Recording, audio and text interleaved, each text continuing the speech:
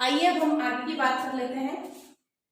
Green house gases का effect देखिए, मैं पहले बता चुकी हूँ, फिर भी मैंने कहा एक जगह कर लूं, आपको अच्छे से समझ में आएगा कहाँ कहाँ पड़ रहा है। इसी तरह आप कोशिश करिए, लिंक कर करके आगे बढ़िए। इसीलिए देखिए मैंने बताया कैसे, देखिए कैसे लिंक करना है। सबसे पहले क्या होता है, ताप में वृद्धि होती है, टेम्परेचर राइज होते हैं तो ताप में वृद्धि होगी, तो सोचिए क्या होगा, आइस क्या पिघल जाएंगी, हिम पिघल जाएगा ना, हिम पिघलना, फिर क्या उसके पिघलने से क्या होगा, वाटर लेवल बढ़ जाएगा, तो समुद्री जल स्तर बढ़ जाएगा। वो बढ़ जाएगा तो क्या होगा, द्वीप जो होंगे वो डूब जाएंगे। अब द्वीप के डूबने से क्या क्या होगा वो आप यहाँ लिख सकते हैं, जैसे हिमशैल बड़े बड़े आते हैं, आपने देखिए हॉलीवुड की मूवीज में दिखाया गया है, तो जहाजों को नुकसान होता है। तेल रिसाव, अगर ऐसा कुछ होता है, तेल कंटेनर है उनको खुल जाए, नुकसान हो जाए, तो ऑयल स्पिल पूरा हो जाता है, जिसकी वजह से बायोडाइवर्सिटी, और आप ये चीजें न्यूज वगैरह में देखते रहते होंगे अक्सर, इससे देखिए तेल में क्या होता है कि आग भी लग जाती है कभी कभी, ठीक है। तो ये सारी चीजें इसी की वजह से भी, ये जो कारण है ये कारण हो सकता है। परिवहन का नुकसान, परिवहन आप समझ ही रहे हैं, जो कि नेवी के थ्रू जितनी शिप वगैरह जाती हैं।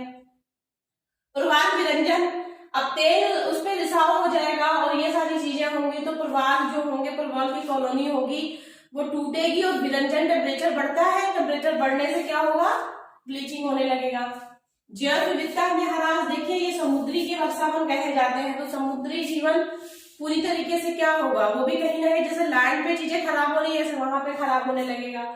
हॉट स्पॉट पे भी असर होगा, हॉट स्पॉट जो कि हमारे यहाँ दो है ना, एक पूर्वी हिमालय जो कि किधर है, ईस्ट में, मतलब जम्मू कश्मीर की बात नहीं हो रही, ईस्ट की बात हो रही है, वो है जो नीचे तक गया है अंडमान निकोबार तक, ठीक है। अंडमान निकोबार द्वीप में भी वो है, कोरल्स है, तो एक वो है, दूसरा वेस्टर्न घाट, दो है हमारे यहाँ हॉट स्पॉट, ठीक है। तो वो सब नुकसान ही, क्योंकि ये सब देखिए कोस्ट के पास ही होता है। समुद्री लवणता में असमानता या कमी, देखिए क्या होगा ना कि जब ये जो आइस कैप्स होते हैं फ्रेश वाटर के सोर्स होते हैं, वो जब पिघलेंगे तो फ्रेश वाटर होगा, तो उससे क्या होगा कि सैलिनिटी में कमी आएगी, और कहीं कहीं ऐसा होगा कि सैलिनिटी का जो रेशियो है वो गड़बड़ हो जाएगा। इससे क्या होगा, 180 देश प्रभावित होंगे, जिसमें 75 करोड़ लोगों का जीवन दांव पे लग जाएगा। जैसे छोटे छोटे आप देखिए, उधर जितने भी हमारे कैरेबियन की तरफ हैं, और इधर हमारे जापान के साइड है, उसके नीचे फिलीपींस वगैरह है, तुवालू इधर है, ऑस्ट्रेलिया के साइड पे जितने हैं वो, मॉरिशस हुआ, और भी बहुत सारे हैं, मलेशिया वगैरह, तो ये 180 देश कम नहीं होते हैं, इन पे संकट मंडरा रहा है। बड़े नगरों की बात अगर हम कर ले, हमारा मुंबई क्या है, एक द्वीप है, कहीं का भी आप बड़ा नगर ले लीजिए, जापान का टोक्यो ले लीजिए, वो तो पूरी तरीके से द्वीप है, आप ये जानते ही हैं, पर मुंबई भी हमारा द्वीप है। संघाई देखिए कहाँ पे है, तो जितने भी बड़े नगर हैं सब पे संकट है। न्यूयॉर्क देखिए, न्यूयॉर्क का भी आप इधर देखेंगे तो ईस्ट कोस्ट पर ही है, अमेरिका के सारे जो इंटरनेशनल एक्टिविटीज होती हैं यहीं से होती हैं, इन पे भी संकट है। कैसे, क्योंकि जब जल स्तर बढ़ेगा तो इनके यहाँ जो एग्रीकल्चर लैंड है उस पे क्या होगा, समुद्री आक्रमण होगा, तो एग्रीकल्चर लैंड ऑटोमेटिक कम हो जाएंगे, कॉन्टिनेंट ही छोटे होने लगेंगे। भाई कॉन्टिनेंट अभी आपका कितना है, 29% समथिंग, मतलब 30% मानिए, 70% वाटर है, पर ये रेशियो जब 70% वाटर है, आप समझ रहे हैं कि ये ज्यादा है, और ये फैलने लगेगा तो वो और कम हो जाएंगे। देखिए 180 देश जब डूबने के कगार पे होंगे तो वो कहीं ना कहीं महासागर ही तो बन जाएंगे, उसके अंदर चले जाएंगे, ठीक है। उससे क्या होगा, भूमि जल जो होगा, भूमि पे अगर महासागर वाला जल आ जाएगा तो क्या होगा, जो हमारे फ्रेश वाटर बचे हैं पीने योग्य नहीं रह जाएंगे, वो सलाइन हो जाएंगे, सैलिनिटी आ जाएगी। कहां से आएगी, समुद्री जल से सैलिनिटी आ जाएगी।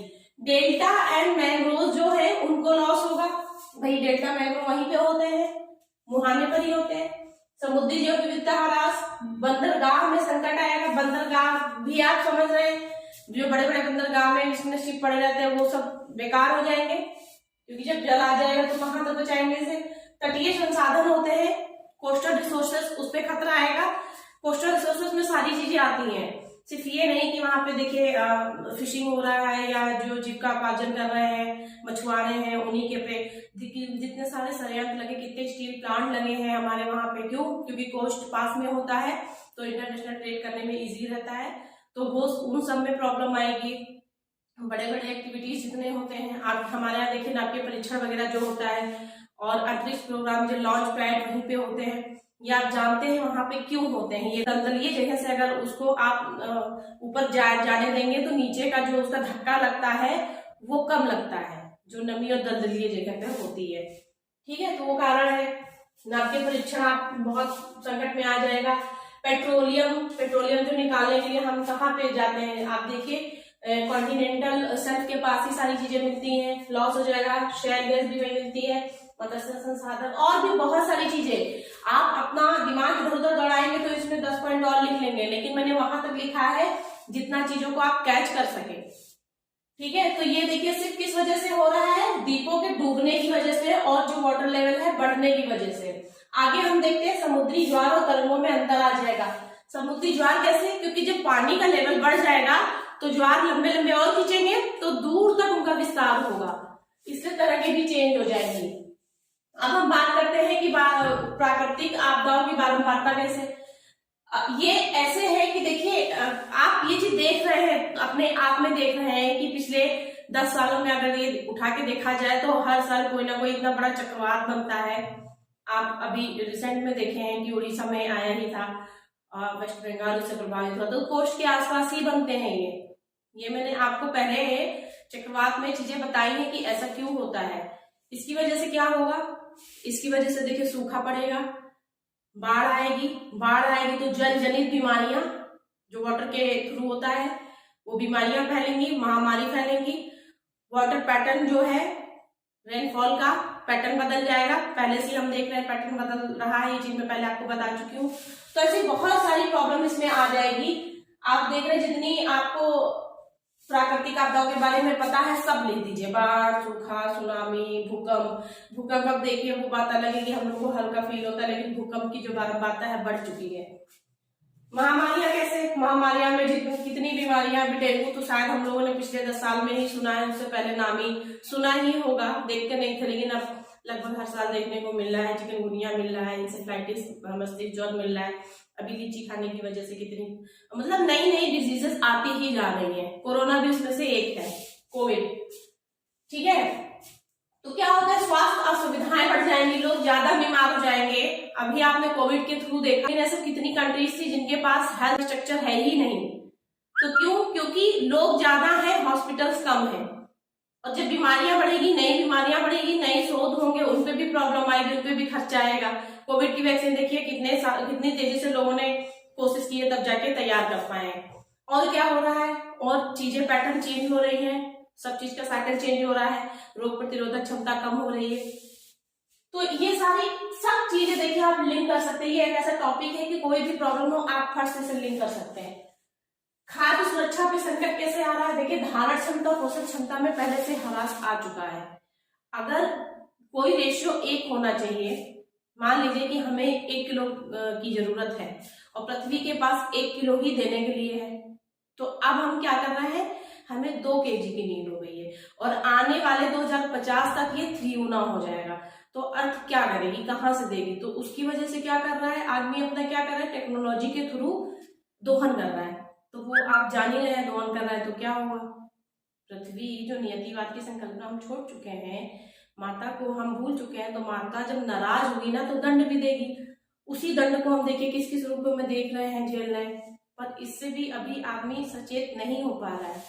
ये समस्या कितनी बड़ी है। जल प्रतिबल, वाटर स्ट्रेस हो रहा है। आप समझ रहे हैं कि जल का दोहन बहुत तेजी से हो रहा है। दोहन हो तो रहा है, लेकिन वाटर चार्ज इतनी तेजी से नहीं हो पा रहा है। कारण क्या है? फिर से वही बात कि बारिश का जो होना एक पैटर्न होता है वो बदल चुका है। पहले हल्की फुल्की झिमझिम झिमझिम बारिश होती थी, अब बहुत तेजी से बारिश होती है और ढालों के सहारे गिर के निकल जाती है। तो क्या होता है, पर्कुलेशन नहीं हो पाता, नीचे पानी नहीं जा पाता है और वो जो लेवल है जो बना रहना चाहिए वो बन नहीं पाता, क्योंकि वाटर चार्ज हो ही नहीं पाता है। तो इसकी वजह से क्या हो रहा है, आगे से कनेक्ट कर लीजिए, डेजर्टिफिकेशन हो रहा है। ठीक है, खाद्य सुरक्षा में देखिए आप ये सारी चीजें डाल सकते हैं। खाद्य सुरक्षा कैसे है कि भाई 10 लोगों के सामने 5 ही लोगों का भोजन मिल पा रहा है, वो तो हमने टेक्नोलॉजी का यूज करके इतना कर लिया, लेकिन कभी ना कभी आप आगे थिंकर्स में पढ़ेंगे कि रोस्टोव का वृद्धि ग्रोथ मॉडल है, वो वहां पे क्या बात हो रही है, कितना हमें चाहिए और क्या हमें प्रकृति से विरोध होके ये आगे प्रोग्रेस करनी चाहिए। तो ये सब चीजें यहीं पे आके प्रॉब्लम खड़ी करती हैं। पैदावार में कमी हो रही है, गुणवत्ता में गिरावट हो रही है, भूमि छोटे हो रहे हैं। ठीक है, देखिए आईकार ने, Indian council of agriculture research ने बताया है कि सेब और केसर उगाना अब कठिन हो जाएगा। वो तो हम टेक्नोलॉजी का यूज कर रहे हैं, लेकिन नेचुरली देखिए चीजें इतनी चेंज होती जा रही हैं। कहां तक आप हर चीज को अगर नियतिवाद से छोड़ के संभववाद पे जाएंगे तो कहां तक आप कितना विज्ञान का इस्तेमाल करेंगे। तो सोचने वाला है ये टॉपिक।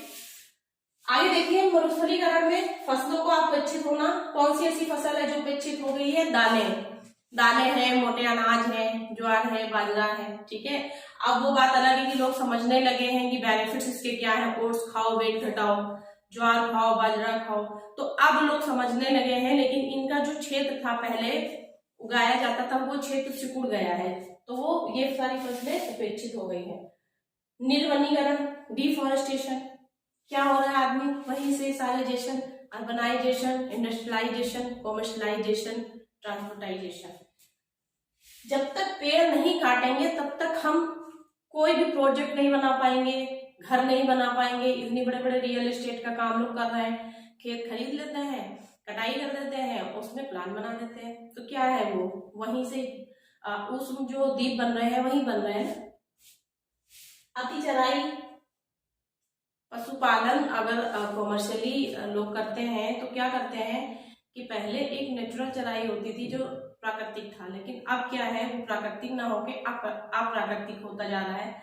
तो चराई भी इसी तरीके से, अंधाधुंध चराई भी नहीं ठीक है, झूमिंग खेती भी नहीं सही है, तो उन सबसे क्या हो रहा है? डिफॉरेस्टेशन ही हो रहा है। भूजल स्तर गिरता जा रहा है। जब भूजल स्तर गिरता जाएगा तो आपकी वेजिटेशन जो ग्रो करने की क्षमता है वो घट जाएगी। जब वो घट जाएगी तो क्या होगा? वेजिटेशन कम होगा, वेजिटेशन कम होगा तो सॉइल इरोजन ज्यादा होगा, सॉइल इरोजन ज्यादा होगा तो फिर सारी प्रॉब्लम आएंगी और डिजर्टिफिकेशन हो जाएगा। वेजिटेशन कम होने का मतलब ही यही है कि डिजर्टिफिकेशन होने वाला है। मानव जीवन पे खतरा कैसे है? देखिए, पलायन करेंगे, ऐसे मैंने बोला 180 देश ऐसे लोग हैं, क्या हम ये पढ़ रहे हैं, लोगों को नहीं पता है ये प्रॉब्लम? तो इनके सामने एक सबसे बड़ी प्रॉब्लम है पलायन करने की। एक जगह छोड़ के दूसरा देश क्यों एक्सेप्ट करेगा?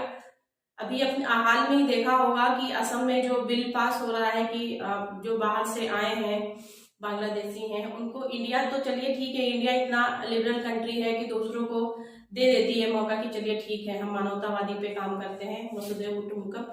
लेकिन हर आदमी क्यों, हर देश ऐसा नहीं करता है। वो कहेगा हमारे रिसोर्सेस पे हमारे सिटीजन का अधिकार है, हम एक इंसान पे इतना रिसोर्सेज नहीं खर्च कर सकते हैं, तो इतने लोगों की बात कैसे की जाए? आप मिनिमम इकोलॉजिकल फुटप्रिंट पढ़ेंगे, उसमें क्या होता है, एक व्यक्ति के लिए जो मिनिमम चीजें एनवायरनमेंट के थ्रू चाहिए वो बोलते हैं, तो वो हर आदमी का बढ़ता जा रहा है, तो कोई देश क्यों करेगा ऐसा? तो उनके सामने अभी भी ये प्रॉब्लम है पलायन करने की। अगर ऐसा नहीं हुआ तो उनके सामने बहुत बड़ी दिक्कत आ जाएगी। दूसरा, प्रवासन संबंधी, जो लोग जहां रह रहे हैं वहीं उनको प्रॉब्लम हो रही है। कोस्ट वाले लोग क्या है, जब भी कोई देखिए सुनामी, चक्रवात या कुछ ऐसी चीजें आती हैं, सबसे पहले वहां पे उन लोगों को हटाया जाता है, तो उनको दिक्कतें नहीं होती हैं। उनको अपने रहने संबंधी, खाने संबंधी प्रॉब्लम होती है थोड़े समय के लिए। उनका जो परमानेंट सेटलमेंट है वो परमानेंट नहीं रह जाता है, दूसरी जगह टेम्परेरी रखते हैं, फिर जब प्रॉब्लम चली जाती है वो फिर आ जाते हैं। तो ये प्रवासन संबंधी समस्याएं हो रही हैं।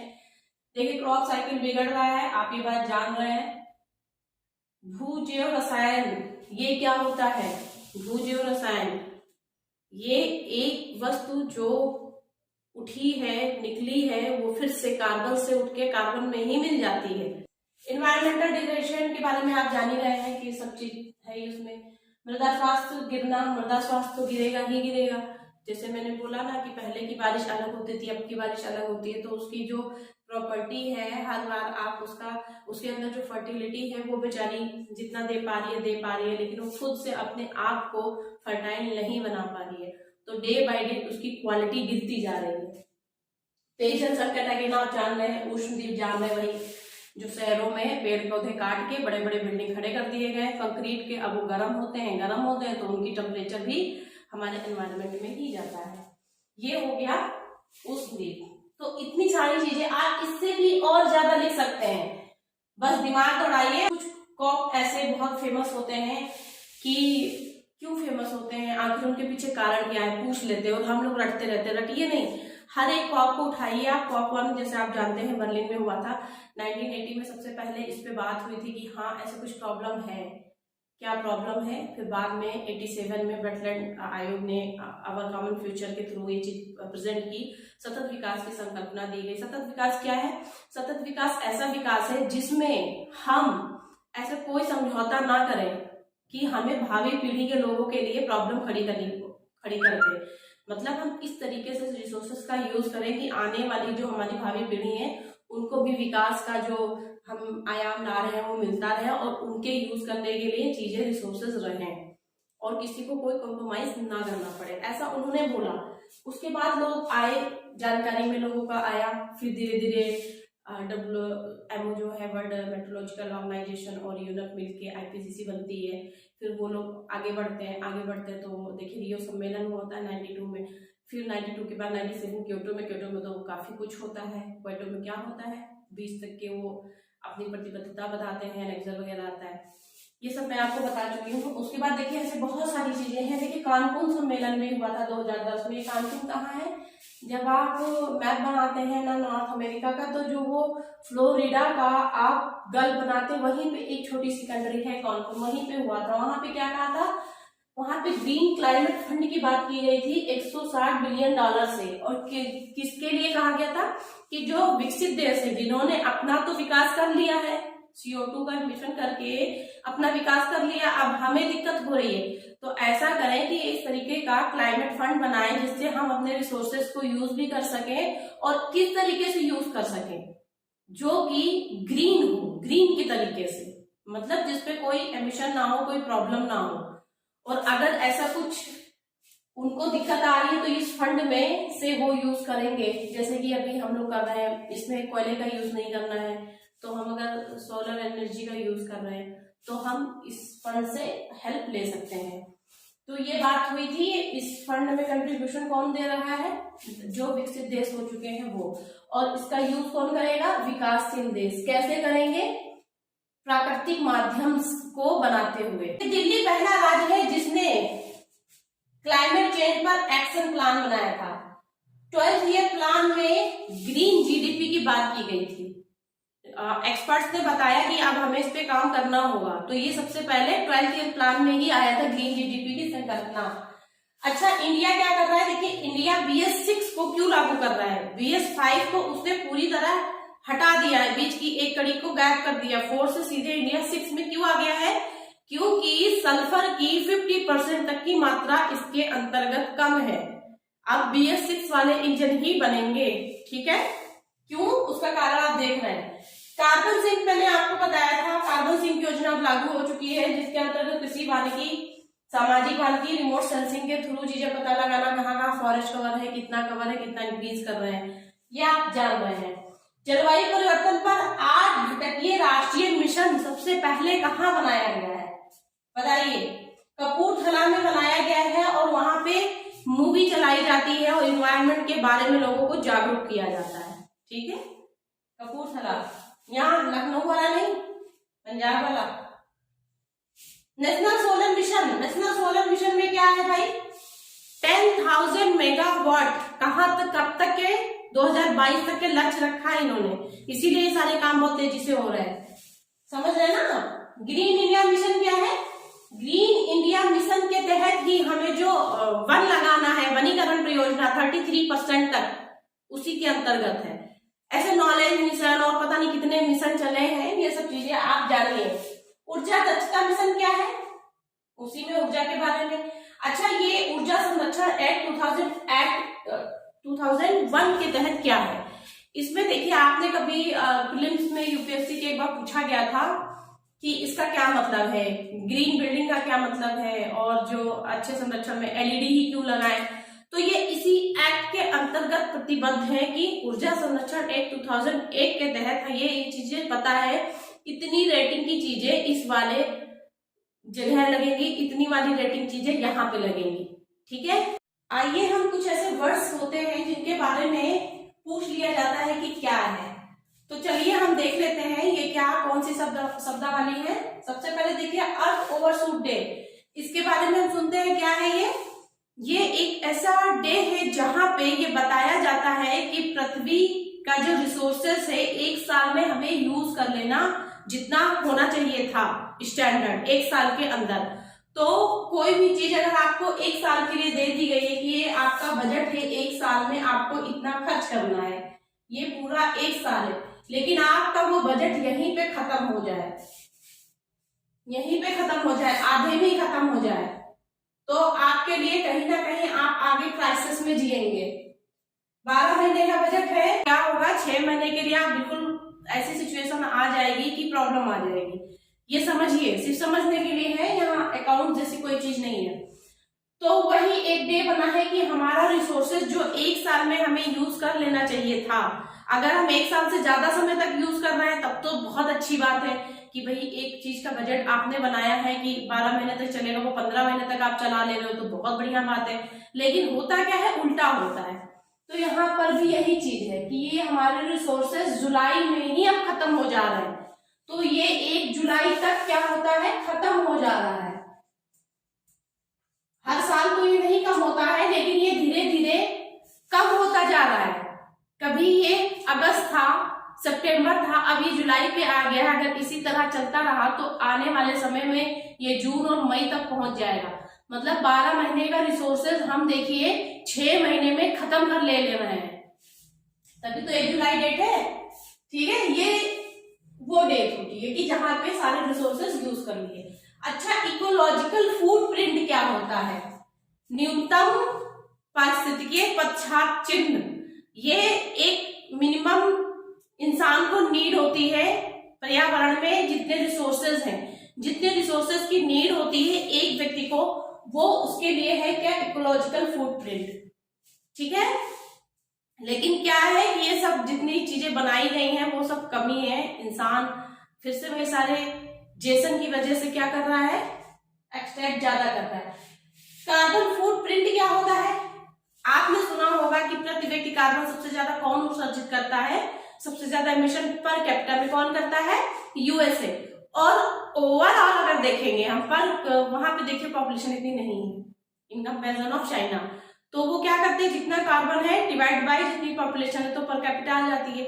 लेकिन अगर इसको हटा दिया जाए, ओवरऑल देखा जाए, टोटल में देखा जाए, तो कौन कर रहा है? चाइना कर रहा है। तो क्या है ये, जितना एमिशन, जितना उत्सर्जन करना है CO2 का कर रहा है, वही ये चीज कहला रही है क्या, कार्बन फुटप्रिंट।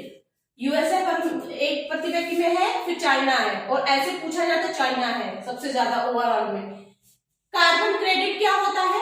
देखिए हर देश को, अभी आपको पहले मैंने बताया था कि विकसित देश इतना करेंगे और विकासशील देश 10% ज्यादा करेंगे, तो सबकी एक लिमिट बांध दी गई है कि आप इतना ही CO2 को आप उत्सर्जन कर सकते हैं। तो इसमें क्या होता है, जितनी लिमिट है वहां तक आप कर रहे हैं तब तो ठीक है, कोई बात नहीं। लेकिन अगर लिमिट से नीचे अगर आप कर रहे हैं, मान लीजिए किसी को मिला है कि आप 10 टन करें, ठीक, तो 10 टन तो परमिटेड है ना, अगर वो क्या कर ले रहा, 5 ही टन कर पा रहा है, तो उसका भी 5 क्या है, क्रेडिट है, 5 क्रेडिट है ना। तो ये 5 क्या कहला रहा है, उसका क्रेडिट। कार्बन अभी क्रेडिट में है, क्रेडिट के वर्ड से आप समझ सकते हैं। ठीक है, तो ये यही से 3 चीजें आपको तीन चीजें कनेक्ट करनी है। कार्बन रेट क्या होता है, यही जो 5 बचा, मान लीजिए इंडिया कम कर रहा है तो इंडिया के पास ये 5 बचा और यूएसए बहुत कर रहा है, तो यूएसए इंडिया से कहेगा भाई जो तुम्हारा क्रेडिट 5 है हमको दे दो। तो इंडिया क्यों दे देगी, इंडिया को भी तो कुछ काम करना है। तो इंडिया कहेगी ठीक है, मुझे टेक्नोलॉजी दो, आप ग्रीन टेक्नोलॉजी दो, या ऐसे वर्क आप मेरे यहाँ कराइए, विकास के काम कराइए, इंफ्रास्ट्रक्चर डेवलप कराइए। ठीक है, तो वो क्या हो गया, ट्रेड हो गया, किसी को कहते हैं कार्बन ट्रेड। ठीक है, अब कार्बन टैक्स क्या होता है, मैंने बताया अभी यूएसए कर रहा है, यूएसए के पर लिमिट मान लीजिए 10 लिमिट है, लेकिन इसने कर दिया 15, तो 5 ज्यादा हो गए, इस पे टैक्स लगेगा, इस पे टैक्स लगेगा। और टैक्स कम नहीं लगता है, इनका टैक्स बहुत ज्यादा वाला होता है। ठीक है, तो कार्बन टैक्स की संकल्पना क्या हो, सबसे पहले कहां पे आई थी, न्यूजीलैंड में एक्चुअल में इसका था मीथेन टैक्स, क्योंकि वहां पे पशु वगैरह बहुत चलाई जाती थी और बाकी एक्टिविटीज, नेचुरल एक्टिविटीज कराने से और मैन मेड की वजह से बहुत ज्यादा कार्बन निकल रहा था, मतलब मीथेन। तो इसकी वजह से क्या हो रहा था, ग्लोबल वार्मिंग के कॉन्सेप्ट को देखते हुए उन्होंने ये चीज लॉन्च की थी। इसी को क्या कह रहे हैं हम लोग, कार्बन टैक्स की संकल्पना सबसे पहले किसने दी थी, देखिए डेविड विल्सन ने प्रपोज किया था 1973 में और लगाया था न्यूजीलैंड ने। उसके बाद कनाडा ने लगाया, क्यूबेक कनाडा में ही है, क्यूबेक ने लगाया। और अभी रिसेंटली जल्दी ही दक्षिण अमेरिका का देश कौन सा है, चिली ने भी शुरू कर दिया है। ठीक है, वो पूरे जो कॉन्टिनेंट है उसमें फर्स्ट है। कार्बन ऑडिटिंग क्या होती है, इन्हीं सब चीजों के बारे में पता लगाना, किसने ज्यादा किया, किसने कम किया, किसके पास क्रेडिट बाकी है और कौन ऊपर है, किस पे टैक्स ज्यादा लगेगा, इसी का लेखा जोखा ऑडिटिंग है। ठीक है, ग्रीन अकाउंटिंग क्या है, देखिए कार्बन, ये जो कार्बन फुटप्रिंट कर रहे हैं, अच्छा अकाउंट्स का क्या मतलब होता है, आपको पता चलना चाहिए कि आपके खर्चे क्या हैं और आपकी इनकम क्या है।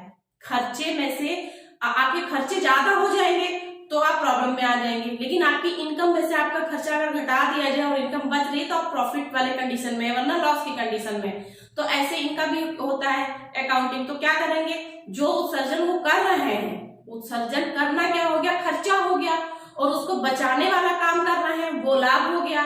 तो दोनों में लाभ ज्यादा है तो आप लाभ की स्थिति में, लेकिन ऐसा नॉर्मली होता नहीं है इस केस में। ठीक है, तो वो लाभ वाली कंडीशन क्या है, वो लाभ वाली कंडीशन है कि आप ज्यादा से ज्यादा ऐसे काम करिए जो कार्बन को सोख सके। पेड़ लगाइए, पौधे लगाइए। आप क्या करते हैं कि क्यों कहते हैं, जब आप सिग्नल देखिए रेड लाइट हो गई तो आप अपनी कार को बंद कर दीजिए, इसलिए कि वर्ल्ड वाइड देखा जाए तो सिर्फ आपके शायद 15-20 सेकंड बंद कर देंगे, तो अगर सब लोग ऐसा करते हैं तो भी बहुत बड़ा फर्क आ जाएगा। तो वो सब बचा के अगर आप कार्बन बचाते हैं, देखिए यहाँ पे हैंडप्रिंट किसको कह रहे हैं, हैंडप्रिंट उसी चीज को कह रहे हैं कि आप कार्बन उत्सर्जन कम कर रहे हैं। कार्बन उत्सर्जन अब एक आदमी को नहीं देखा जाता है, यहाँ पे पूरे देश को, मैंने बोला यहाँ पे हम एक यूनिट, मतलब देश पूरा एक है, धरती पूरी एक है, तो देश को इंसान समझा जा रहा है, एक यूनिट समझा जा रहा है। ठीक है, तो पूरे देश का देखते हैं। तो आपने कार्बन को कैसे कैसे बचाया, कार्बन का यूज कम कैसे किया, वो आपका हैंडप्रिंट हो गया। तो कार्बन फुटप्रिंट में माइनस हैंडप्रिंट कर देंगे तो आपका जो बचेगा वो क्या है, उसी बात की उन्होंने अकाउंटिंग करी है। ग्रीन अकाउंटिंग तभी होगी जब आपका हैंडप्रिंट ज्यादा होगा। अगर ये चीज ज्यादा है तो वो ग्रीन अकाउंटिंग नहीं होती है, वो लॉस वाली सिचुएशन होती है। ऐसे ग्रीन बिल्डिंग किसे कहते हैं, ग्रीन बिल्डिंग ऐसी बिल्डिंग जिसने ऐसी एनर्जी का यूज ना किया हो बनाते समय, जिसके बारे में पहले से बोला गया है कि ये क्या करती है, CO2 का ज्यादा उत्सर्जन करती है। मतलब आप सोलर लाइट ले लीजिए, ठीक है, हाइड्रो इलेक्ट्रिक प्लांट से बिजली ले लीजिए, वो ठीक है, जितनी भी नवीनीकरण ऊर्जा है उसके द्वारा जो बिल्डिंग बनी है और खुद में वो यूज भी लाइट ऐसे ही कर रही है, तो वो क्या है, ग्रीन बिल्डिंग है। ठीक है, देखिए ऊर्जा कम खपत कर रही, नवीनीकरण ऊर्जा का यूज कर रही, इको फ्रेंडली है। ग्रेटर कैलाश में ऐसी कई बिल्डिंग है दिल्ली के जो 2013 में ग्रीन बिल्डिंग के लिए घोषित की जा चुकी हैं। ग्रीन जीडीपी क्या है, ऐसी जीडीपी आप लाभ कमा रहे हैं, ऐसा लाभ कमा रहे हैं कि पेड़ों को काट दे रहे हैं, रोड प्रोजेक्ट बना रहे हैं, इन्वायरमेंटल का मतलब इश्यूज जो है वो आपने ध्यान ही नहीं दिया, तो वो जीडीपी कमा के क्या फायदा है इस जीडीपी बढ़ाने का। तो इन सब चीजों का ध्यान दिया जा रहा है। ऐसे प्रोजेक्ट बनाइए, ऐसे काम करिए जहां पे पर्यावरण को कोई नुकसान नहीं हो रहा है, इवन आप उसके लिए अच्छा कर रहे हैं। क्या कर रहे हैं कि हाईवेज के साइड में प्लांट लगा रहे हैं, पेड़ लगा रहे हैं छायादार, और जो ऑक्सीजन ज्यादा दे, कार्बन डाइऑक्साइड ज्यादा सोखे, ऐसे पेड़ लगा के उस चीज को पूरा करके, इवन ज्यादा पूरा करके, तो वो प्रोजेक्ट क्या कहलाता है, ग्रीन प्रोजेक्ट। और ऐसी जीडीपी, ऐसे लाभ को क्या कहते हैं, ग्रीन जीडीपी, जहां पे ऐसी एनर्जी का यूज नहीं किया गया है, जहां पे CO2 ज्यादा, मतलब ग्लोबल वार्मिंग का कॉन्सेप्ट वहां पे नहीं है। ठीक है, हैंडप्रिंट आपको बता दिया, control of carbon. Carbon sink क्या होता है, कार्बन सिंक आपको पहले बता दिया है कि वो ऐसे स्थल होते हैं, भूखंड होते हैं जहां पे कार्बन सोख लेता है। तो वो कौन सोखेगा, पेड़ सोखेगा, पौधे सोखेंगे, टी कवर सोखेगा, है ना, पेड़ अंदर ले लेते हैं, इसीलिए वनीकरण, सोशल फॉरेस्ट्री और कृषि का सब जितने प्लान आए कृषि के, फॉरेस्ट से रिलेटेड, ग्रीन इंडिया मिशन आया है, 33% आपको वेजिटेशन कवर रखना है, ये सब उसी के अंतर्गत आते हैं। ठीक है, जो सागर होते हैं महासागर वो भी सोख लेते हैं, क्योंकि बायोडाइवर्सिटी तो ओशन के अंदर भी है, उन्हें भी फोटोसिंथेसिस की जरूरत पड़ती है।